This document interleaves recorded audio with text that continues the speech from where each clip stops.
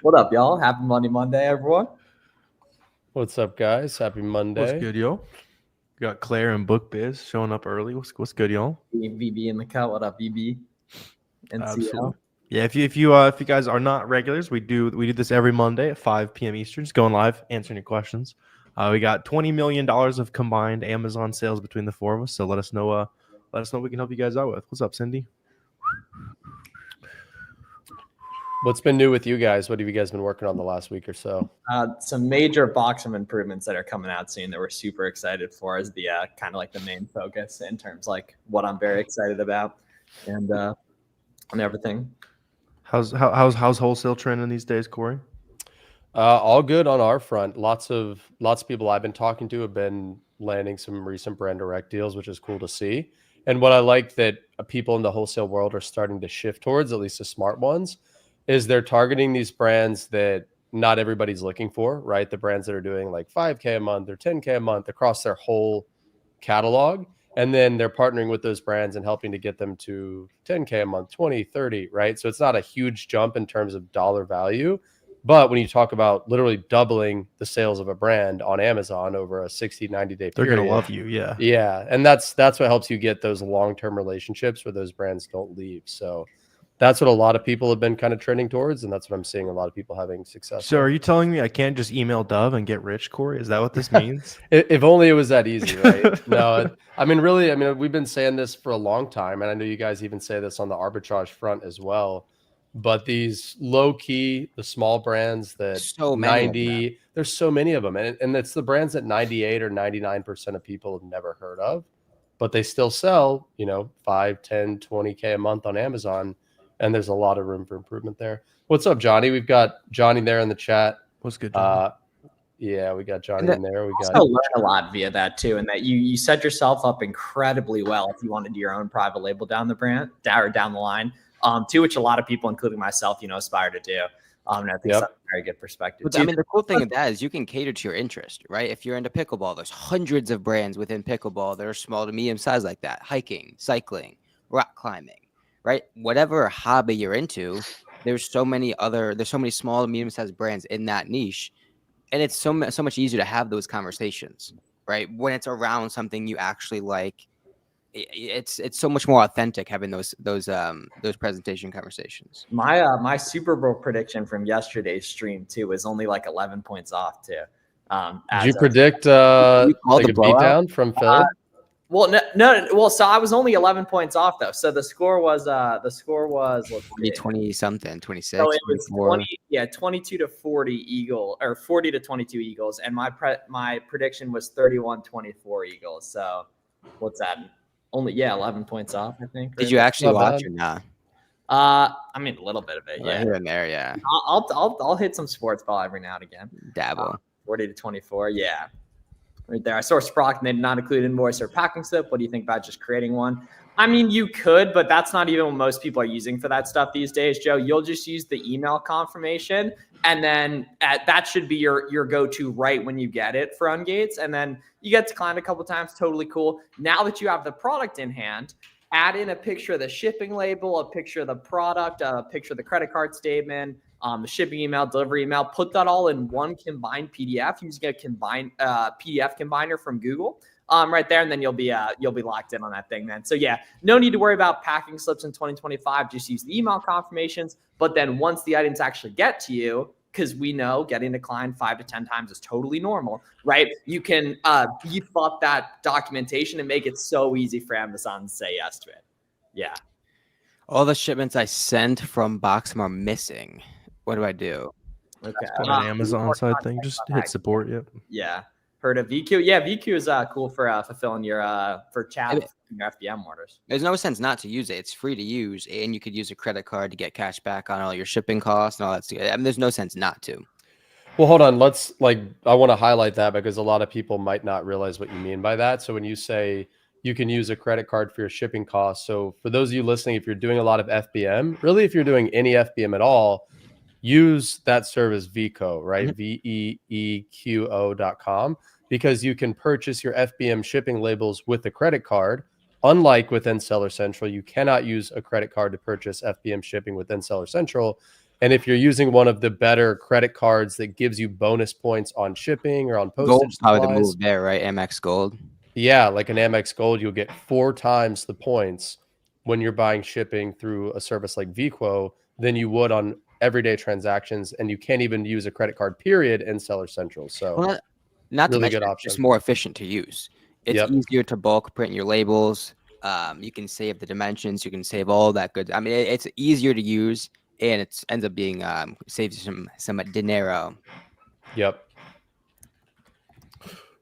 Let's see, George saying, what if you do if sign up shows an IP, can't see an IP complaint on the Keep a chart? Yeah, so all those brands varies by listing. So some listings are going to be extremely IP complaint heavy. Like Yeti is a good example of this. There's a bunch of Yeti listings, so there's like 30 plus sellers on it all the time.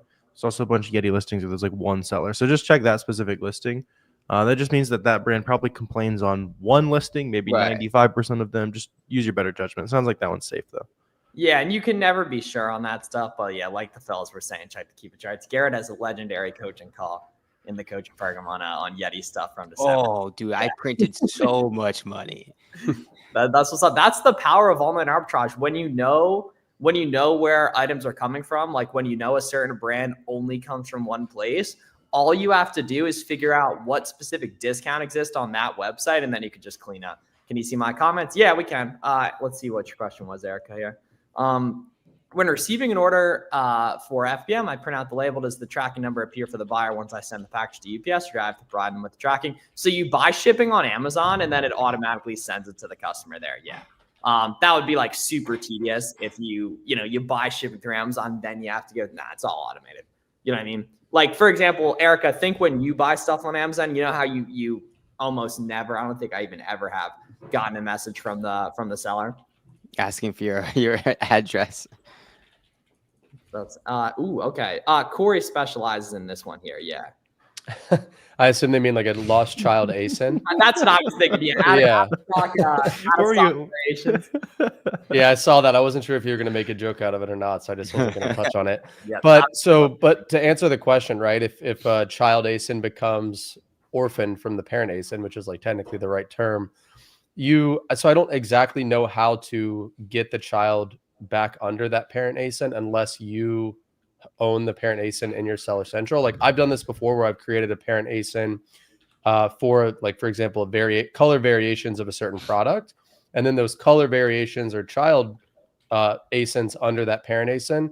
But if you're talking about just some like random like Nike listing or Dove listing or something like that got orphaned, then I'm not exactly sure how to fix that, or if we're even able to fix that being just a random third-party seller and not having brand registry access to those brands or anything like that. I mean, your best bet is to open up a case with Seller Central, give them the ASIN, give them both ASINs.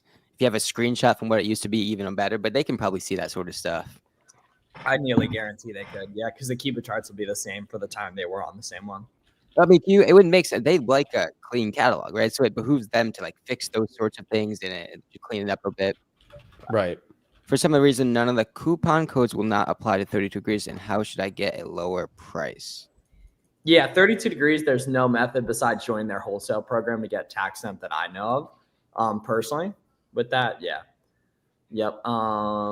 If a brand comes up on Seller Journey that they send letters. So yeah, when you get there's been a ton of scam emails going out too lately, like claiming to be the brand or whatever.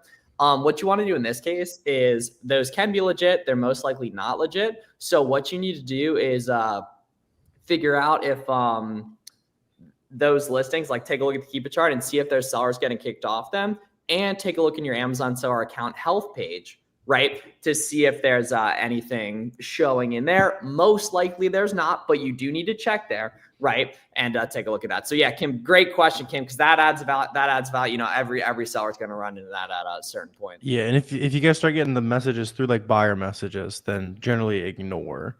It's like the big thick packets or actual IP complaints you got to listen to.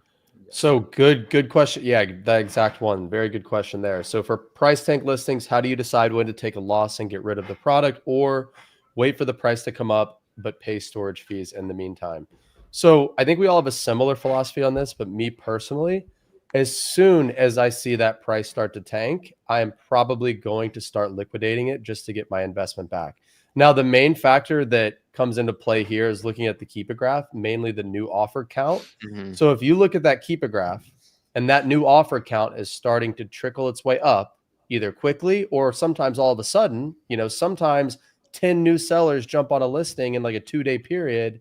If I'm seeing that trend of the supply starting to increase, naturally that buy box price is going to come down because it's supply and demand. And I'm probably just going to go ahead and start liquidating that product. Now, there are other factors are at play, right? If these are just arbitrage sellers with a few units in stock each, then you could wait it out and you could wait for that price to come back up. But wholesale and really arbitrage at the end of the day, it's a volume game. It's a speed game. So if you see that price start to tank, just go ahead and look to liquidate and get your investment back quickly. That's my take. What do you guys think? Yeah, it's all like how likely you think the deal is going to come back relative to, the inverse of how likely you think the price is going to come back up. You know what I mean? And OA sourcing, what are some good differences to keep in mind for FBM items versus FBA? Size, weight, certain types of listings, more likely. So I mean, a couple different things. First of all, a lot of people don't realize this. You can do both, right? So say it's like a really good SKU that you can go deep in. Why not send in 30, 40 FBA, wait for that to check in, right? And while that's check in, rip some FBM the same product, right? You can go deeper on the product. You can go deeper on the listing, right? Create some efficiencies with your time, that sort of thing. If you're only buying one-off stuff, probably best to keep it FBM just because you're going to save on shipping costs versus like having to send 3 units FBA. And then as a lot of newer sellers, if you're in the testing phase, right? So if you're not super, super confident in the sorts of things you're seeing inside those Keepa graphs, FBM is probably your better bet just to be able to maybe list across a couple different listings. You can obviously do that better in FBM than FBA. Maybe you want to list on Walmart as well. So if you're in that sort of like initial experimental phase, FBM is probably going to be your best bet. And then obviously as you mature as a seller, you go deeper on some products, FBA is going to be the way you scale. Yeah, and then in terms of like FBA versus FBM on a specific item basis, it's all comes down to weight, and you'll see that reflected on the prof calculator. Size is in that too. The nice thing is the prof calculator on Siam is going to show up regardless. And then in terms of whether or not you can FBM a listing, right? It all comes down to if other folks are FBM in that listing. So like if it's all FBA people, you probably can. If there's people making money on, or if there's people on an FBM, you probably can too. Ooh, we got some pocket watching here from Zach on that. And so, I mean, Corey, well, how do you know this isn't a 3-story mansion? Right. Yeah. How would you know, Zach? That's crazy. Pretty sure Garrett is literally sitting in his 3-story house that he owns right now. Yeah. Money in the bank, Zach. Money in the bank over on your wrist. Yeah. Short. Oh, go ahead. Everyone just needs a Garmin on your wrist, a healthy body. Yeah, there you go. And lots of cash. If a listing is mostly FBM, can we become an FBA seller and take the majority of the buy box? Almost certainly. Yeah, great call. That's what's called the prime bump. I posted this on my IG story today.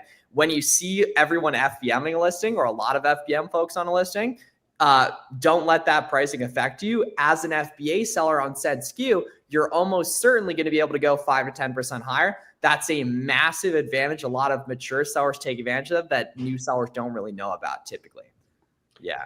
And you can usually price 5 to 10% higher than the FBM sellers on that listing if you're an FBA seller and still win the buy box. So not only are you going to get the buy box the majority of the time because you're the only FBA seller, you're going to get the buy box at a 5 to 10% premium above those FBM sellers. So you're going to make more sales and you're going to make them at higher dollar amounts coming in as the only FBA seller.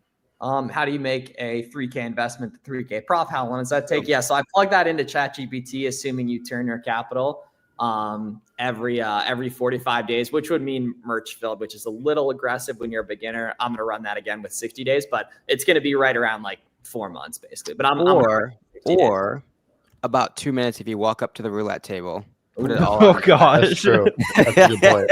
Yeah, I'm gonna run it with 60 days too. I bet it's gonna be like 4.5. So typically you pick black or red, right? Depending on what color you expect and kind of hope for. You put all that money on black or red.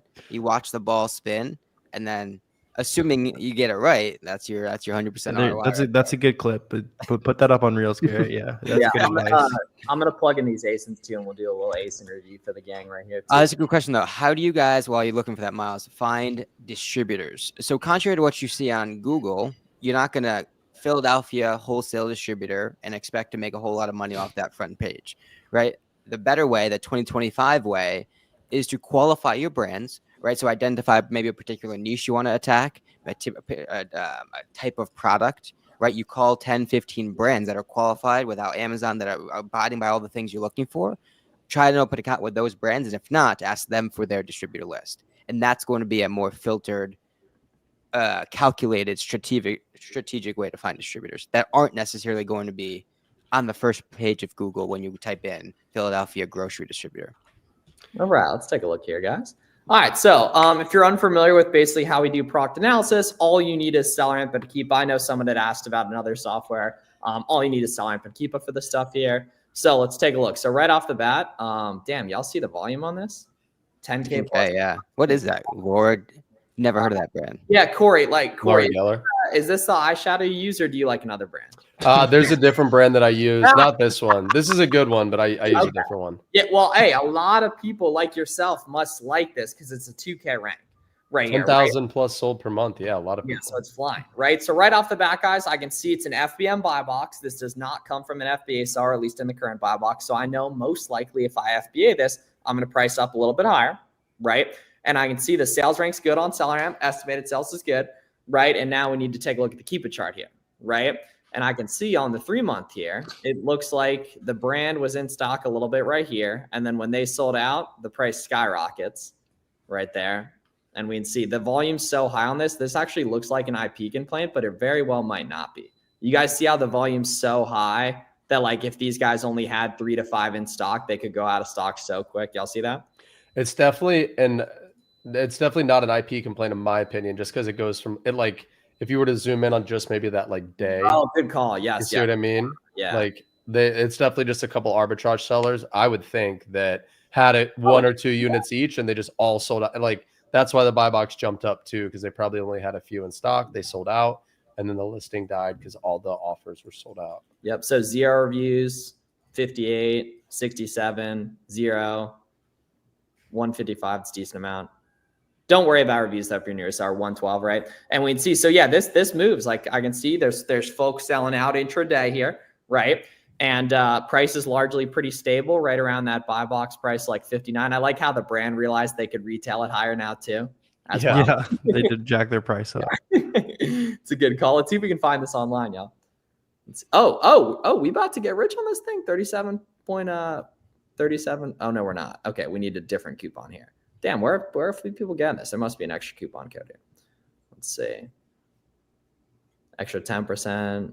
Is there any coupon that pops up here? All right. Oh. Right. Well, yeah, no, that's the correct way to respond to that, right? You would see if the 10% code stacks, like the 15% here and then the sign up code. Right. If it stacks and you find a good cashback website, I mean, that's your profit right there. Yeah, because the key, y'all, is what I actually missed on this too, is that it's saying a buy box price of 48, but I can see that a ton of people are grabbing buy box share 53. 53, yeah. Right. So that was my bad, right? So now we go up to 53 and we're flirting with being good, right?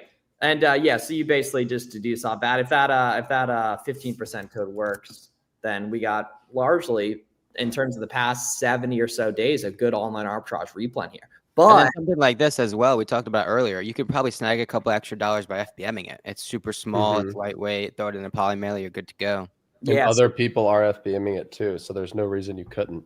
He said he's got it for 29. So shit! So you're making money, man. Come on. Yeah, if you're getting that for 29, you're making a lot of money. Yeah, printing. Awesome job. Yeah, no, that's cool, man. Right, very good. Okay, so we can see this next one here. Ooh, a little bit slower here.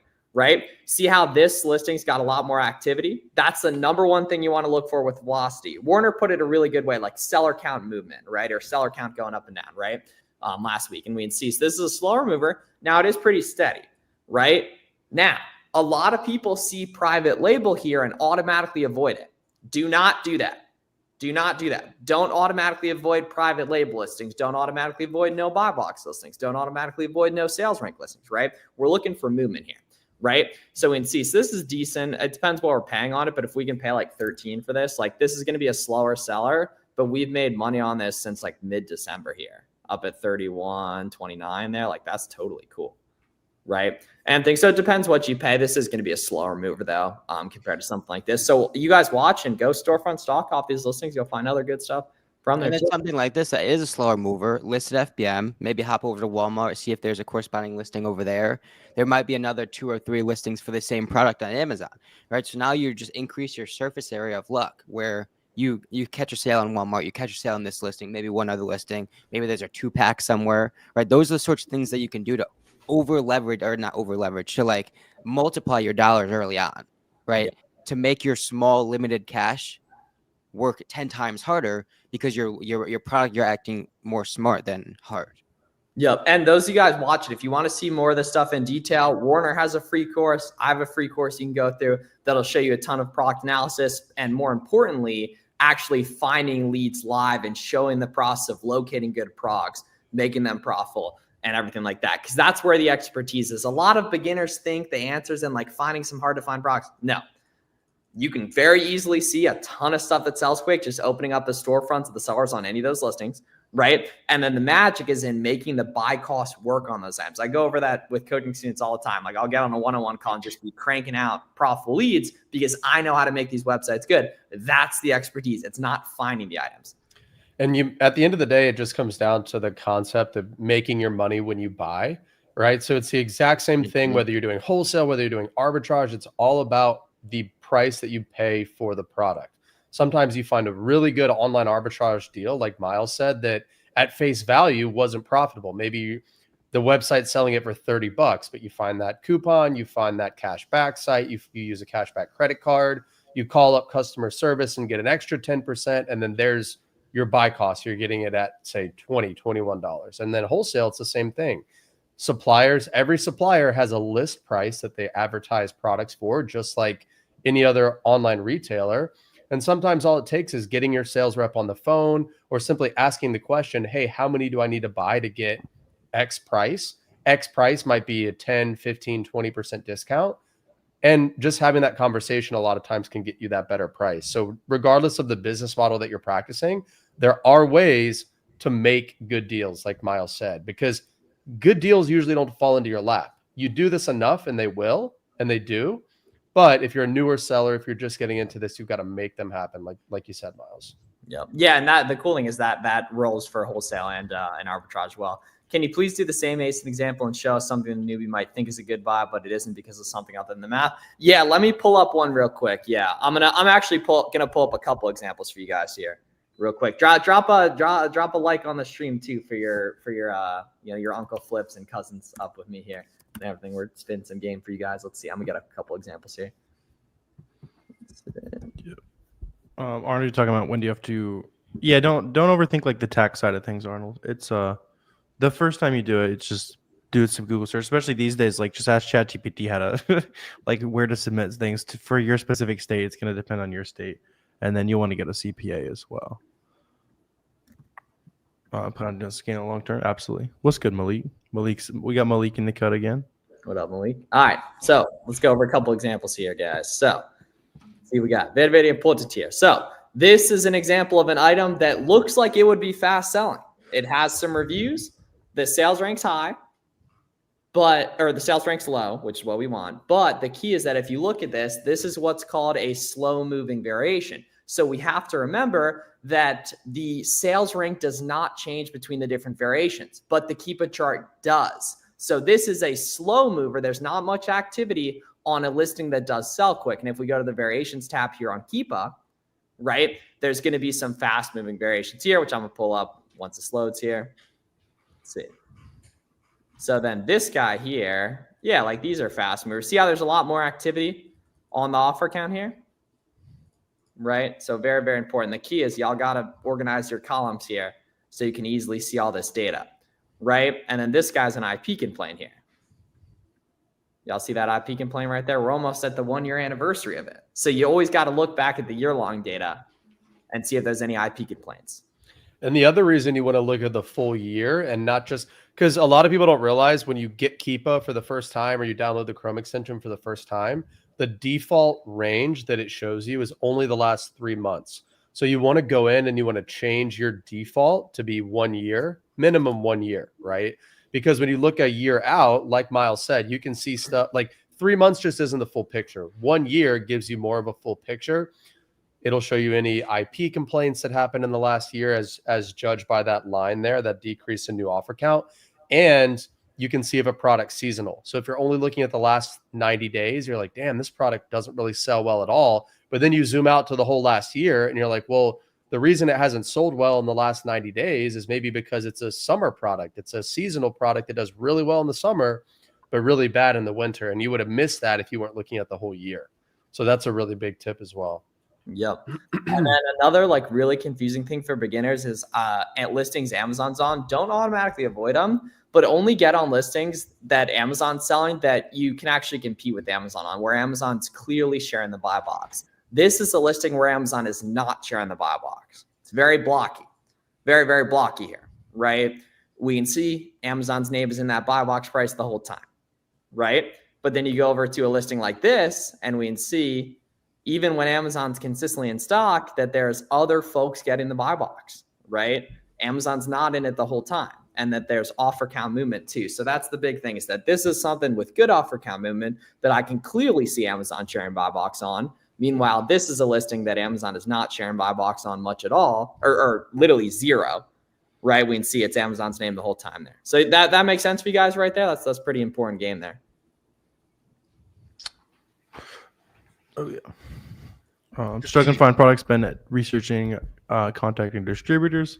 Yeah, I mean, like, I'm sure Corey can give a lot more detailed answer on this, but basically, you're going to find very few suppliers that you get a price list and it's like, oh, look at all these profitable items, right? It's building that relationship. It's, hey, if we need this price, how many can we buy to get there? Like, there's a lot of different kind of conversations you can have. Like, it's a give and take rather than just like, with online arbitrage, it's very much, this is the price. Here's how much cheaper I can make it. It's profitable or it's not.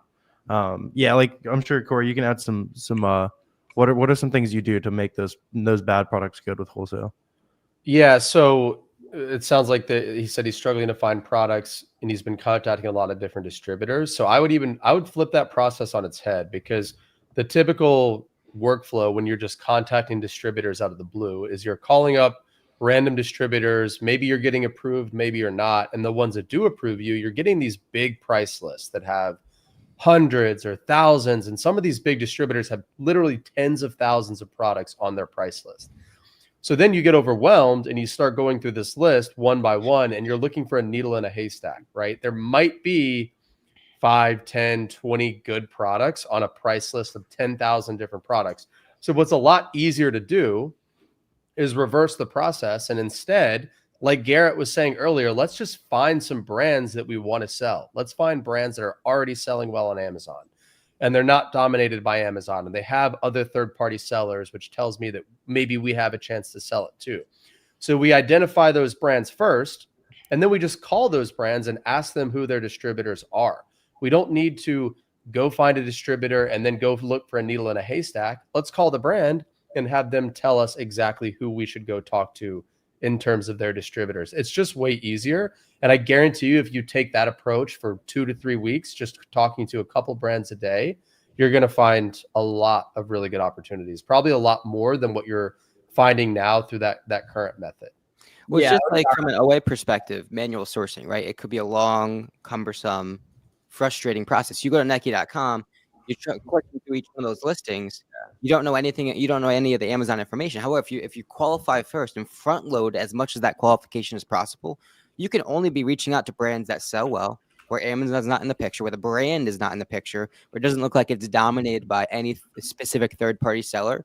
And so you know when you make those calls, if and when you get those accounts, all the hard part's done. All the actual Amazon qualification process is already done, because you'll know you're only calling about brands that have made it through your funnel of products that you're actually looking to buy. And you, from a wholesale perspective, the price point is the last piece, but it's also going to be the piece that comes the easiest because you're buying from the brand, because you're buying in quantities, and you're going to naturally get that price point to work. Do you have to create your own title and description for your items? Nope. That's the cool thing is those listings already exist on Amazon. They already been selling well for years. Do you only show your business name, not your personal name? Yeah, I mean, ideally we'd show none, but back in the day, they made it so you had to show at least one of them right there. Yeah. Yeah, if you're a sole proprietor, it's just going to show your name and whatever address you use to register your seller account. If you have a business entity, it's just going to show whatever your registered business address is. Yep. How do categories and subcategories work with Ungating? Exact same thing as like a brand, for example. And that the cool thing is though, most brands or most categories and most subcategories are automatic approval. Sometimes, for example, they will sometimes they'll be they'll be gated. You apply from the same way you apply for a brand.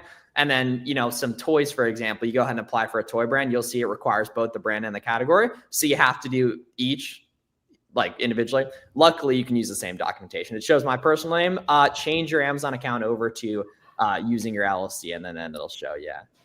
Since pretty much everything is gated, you can get Ungated nice and easy. We all got Ungating tutorials used to check out and everything. And then there are certain brands like, Cuddle Duds and stuff like that are automatic approval. But don't let being a new seller and don't get gating hold you back, because if other sellers are carrying these listings, you can too. They can get ungated, so can you. Just watch one of our YouTube tutorials. Boom, that's the perfect place to end off. I would say Corey just brought in the death lighting right there as well. So yeah, y'all check out all these guys' content. We got a bunch of good stuff. We also made a couple Buy Box Bandits podcast episodes in the past month with these gentlemen here as well. Y'all should check out too. So if you're seeing not accepting application sell, that's what's called hard gating. And typically those brands don't come back. So don't plan on selling those brands.